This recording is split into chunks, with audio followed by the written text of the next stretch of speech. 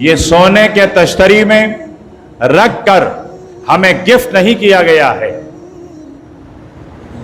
آگ کی وادیاں ہیں جو اس وقت کے نوجوانوں نے عبور کیے ہیں، خون کی ندیاں ہیں جو ماں باپ نے پار کیے ہیں، لاکھوں لوگ، لاکھوں جوان وہ پاکستان بننے کے اس ملک کے بنیادوں میں دفن ہے ان کا خون۔ لاکھوں کے اعتبار سے مائیں اور بہنیں ہیں جن کی عصمتیں لوٹی گئی ہیں۔ کتنے سارے چھوٹے معصوم سے بچے وہ کرپانوں سے کاٹ دیے گئے اور ذبح کر دیے گئے ہیں۔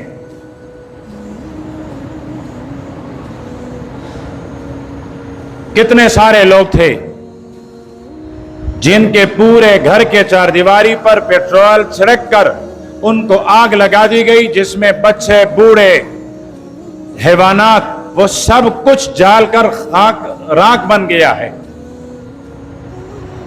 کتنے سارے لوگ ہجرت کرتے ہوئے جو ہندوستان سے نکلے تو ایک خاندان تھے، لیکن جب وہ پاکستان، لاہور وغیرہ بارڈر پر پہنچے تو کبھی ایک آدھا خاندان کا فرد باقی تھا اور کبھی خاندان کے خاندان ہی لٹ چکے تھے۔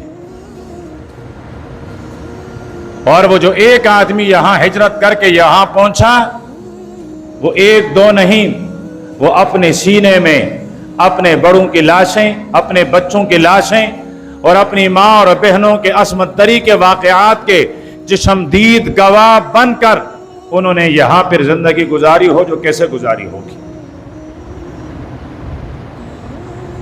ہمارے ہاں تو آزادی کا پس منظر، آزادی کا تصور صرف یہ ہے کہ اس رات توپوں کی سلامی دی جائے، ڈول ہے، باجے ہیں، ترانے ہیں، بس یہی ہماری آزادی رہ گئی ہے۔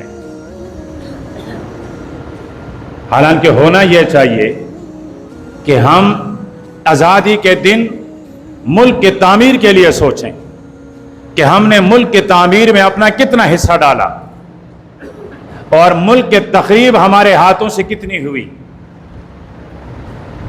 اس لیے کہ حشر کے میدان میں ہم سے بانیان پاکستان وہ سوال کریں گے کہ ہم نے ایک ملک بنا کر تمہیں دیا تاکہ تم آزادی کے ساتھ جی سکو، پھر تم نے اس ملک کا کیا حلیہ بگاڑ کے رکھ لیا؟ اور پھر اس ملک میں آزادی کا مقصد کیا تھا؟ 77 سال میں ہم وہ مقصد بھی حاصل نہ کر سکے۔ ہندوستان سے ہمارا کٹنا، آزاد ہونا، اس کا مقصد نماز پڑھنا نہیں تھا، ورنہ نماز تو ہم پہلے بھی پڑھ سکتے تھے۔ مسجد انڈیا میں اب بھی ہم سے دگنے ہیں، روزے اب بھی وہاں رکھے جاتے ہیں، زکوٰۃ اب بھی وہاں ادا کی جاتی ہیں، وہاں کے مسلمان اب بھی بیت اللہ کے حج ادا کرتے ہیں، اور ہم سے زیادہ اچھی سہولیات میں اور ہم سے اچھے اس پر پیکج پر جا کر حج ادا کرتے ہیں۔ لیکن یہاں پاکستان جو الگ آیا تھا وہ اس لیے کہ خلافت راشدہ کا نظام نافذ ہو جائے،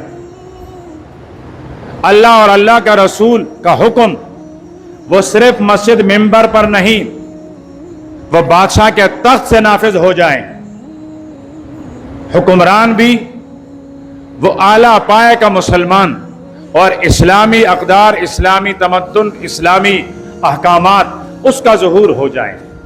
جو میں نے آیت پڑھی تھی، فرمایا یہ مظلوم مسلمان مدینے میں جائیں گے، اقامت صلاۃ، ایتاء زکوٰۃ کے بعد امر بالمعروف نہی عن المنکر کریں گے، اور امر بالمعروف اور نہی عن المنکر کے لیے حکومت کا ہونا ایک لازمی حصہ ہے۔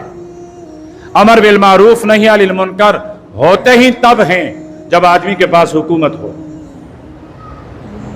جب حکومت نہ ہو، آپ کسی کو بھلائی کی طرف بلائیں تو یہ معروف کی دعوت ہے، امر نہیں ہے۔ آپ کے پاس حکومت نہیں ہے، طاقت غلبہ نہیں ہے، آپ کسی کو کہیں یہ برائی ہے، یہ نہ کریں، یہ برائی سے رکنے کی دعوت ہے، یہ نہی عن المنکر نہیں ہے، تو ہمارے پاس تسلط تو کبھی رہا نہیں، غلبہ تو رہا نہیں، تو امر بالمعروف اور نہی عن المنکر ہمارے پاس کہاں سے آ گیا؟ ہمارے پاس ہیں معروف کی دعوت اور منکر سے منع ہونے کی دعوت، ہم یہ دعوت دیتے چلے آ رہے ہیں، جبکہ ملک بنا تھا امر بالمعروف اور نہی عن المنکر کے لیے۔ اس کے لیے ہم نے کیا کیا؟ انفرادی طور پر، اجتماعی طور پر ہماری کوشش کیا رہی ہے؟